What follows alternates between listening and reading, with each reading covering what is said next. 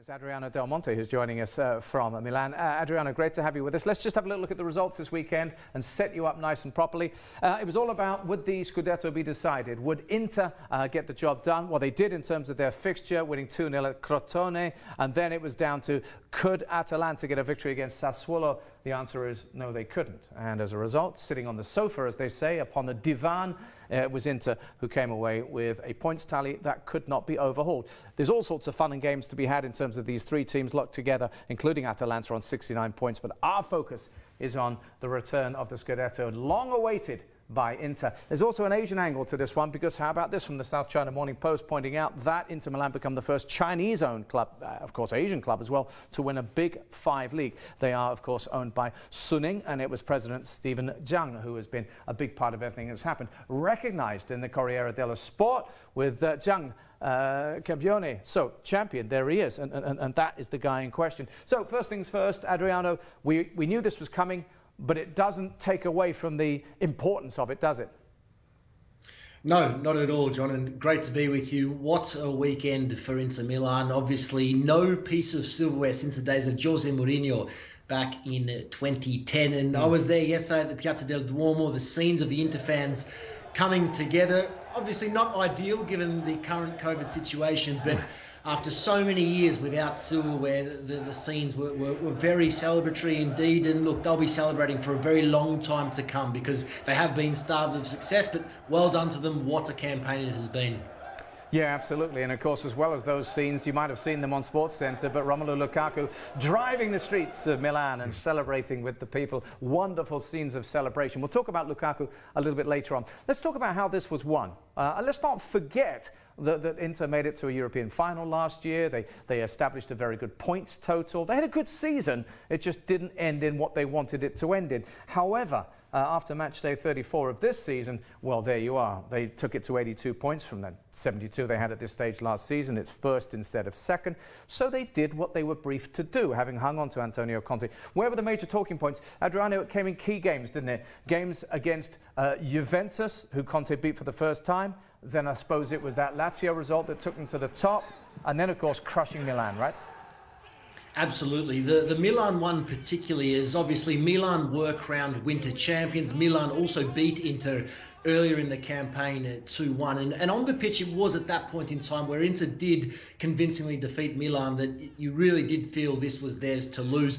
For me, though, I do feel that the real turning point in the Inter season came on a disappointing night for them. It was the final match of the Champions League group stage against Shakhtar Donetsk. I was at that match covering it. It finished 0-0. Now, Inter not only eliminated from the Champions League by that result, but eliminated in European football altogether. And it was at that point where their sole focus was the Serie A, and here we are now. Their record in 2021 has been incredible. They became the first club in Serie A history to win their opening 11 matches of the second half of a campaign. And while now with 4 rounds still to play, they're on track to potentially surpass the 90-point barrier for only the second time in their history. Magnificent. John, obviously you work hard on Fox Sports coverage of Serie A throughout the course of the season.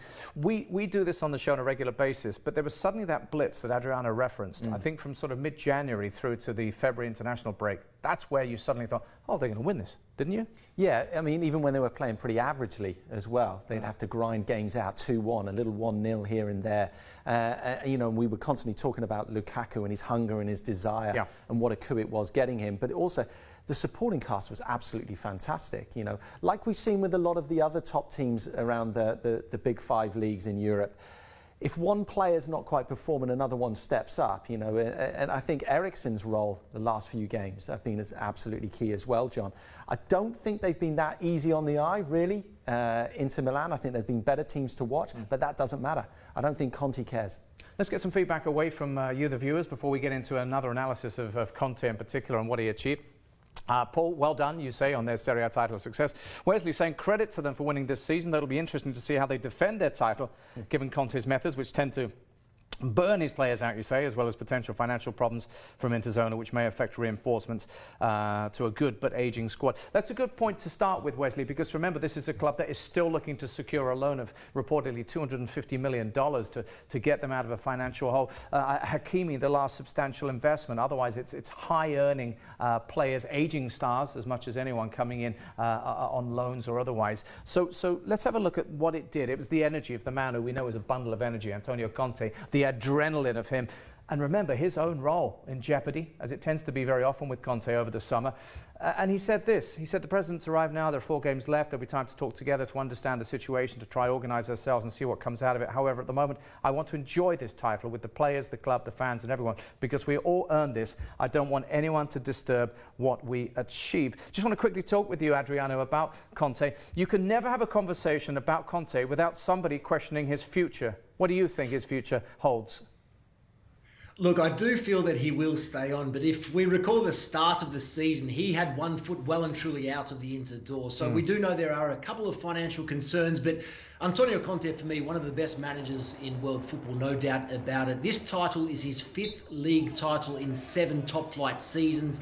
This 82-point tally, which could become 90 plus, another record in its own right. So this is really a manager who's always at the centre of drama, but he continually delivers, whether it's for Inter Milan, Juventus previously in Italy, Chelsea, also the Italian national team. What I love that what he's been able to do is really bring out the very best in perhaps players who aren't top-class players, but we've really seen them develop and progress to an incredible level under this man. So I do think he'll stay on, but a lot of uncertainty still at the club going forward. John, I saw a headline, an article in one of the Italian papers, which actually said this is Conte's title. Do you agree with that? Is he the most important figure in this title win? Look, as a former player, I'm always going to go for a player, John. I really am. I think you can have energy on the sidelines. You can drag a little bit more out of each and every player. But ultimately, it's players that win you games, and the most difficult thing on the pitch is scoring goals. So I would say it's Lukaku, closely followed by Lautaro Martinez. All right, we'll come back to them in just a moment. A little bit of feedback again before we move on to a chat about Romelu Lukaku in particular. Victor, Eriksen winning the Serie A title. What will Kane be thinking? Special mention of Perisic too. Yeah, good point. After last season's treble and now winning the league title, 2 Romelu Lukaku and Lautaro goals have been crucial. Yeah, absolutely. Let's talk about him, shall we now? Because we spoke about Conte and his future. Top performers, okay, Cristiano Ronaldo is going to take out the golden boot there, but Lukaku's contribution has been immense in so many ways for this team. So there he is there. Let's have a little look then at something that I saw in the Metro, which was Chelsea target, never unknowingly Anglo-centric. Romelu Lukaku drops a big hint of his future after Inter title win. What he said was, I love this and I want more of it, which of course he would do. What the president of the club has had to say is, there's a 105 million release clause. If someone comes in, and it could be Chelsea, and meets it, then he shrugged his shoulders and said, we'd have to let him go. Is that the reality of this situation, Adriano?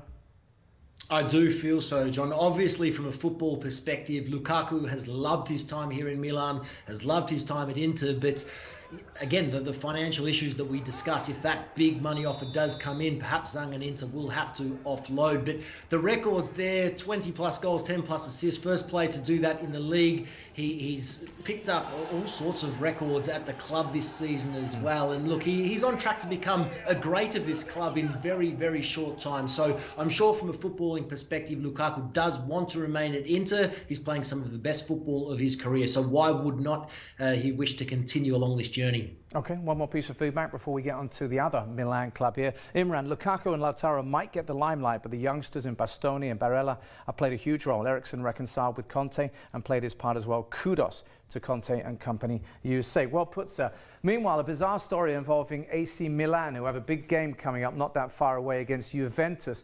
This one was a fascinating thing in which Donnarumma was asked to sit out Juventus's game by the Milan ultras over a contract standoff. It's no secret that this guy has been involved in a bit of a standoff, Adriano, over extending his contract. Apparently the ultras tried to get to him at the ground and tell him, you don't play against Juventus. What's this about? And they did get to him as well. Quite extraordinary. Before the Benevento match at the weekend, the Ultras requested a meeting with Gigi Donnarumma, who, yes, is very strongly tipped to be making the move to Juventus next season. Now, Juve play Milan this weekend in Serie A. neither team assured of a top 4 finish in Champions League football for next season. So obviously the Ultras do not want Donnarumma to play in that match because, well, quite clearly a win for Milan won't do any favours to Juventus in their quest for Champions League football. So a lot of controversy around this match. Let's keep an eye on it. But the Milan hierarchy have said that all contract negotiations will be put off until the end of the season. So I'm expecting Donnarumma to play. I don't think that will please their Ultras at all. Right. Thank you so much for that. Well, what a situation. Adriano, thanks very much for joining us. Always great to see you. Keep well and we'll see you soon. Thank you, John. All right, Adriano Del Monte with the Italian lowdown for us. John has got things to say about Donnarumma. He just hasn't got time to say them, I'm afraid, because we're all out of time. We'll discuss it off air. Thanks very much for being with us, for all those comments, and I'll see you again on Wednesday. Bye now.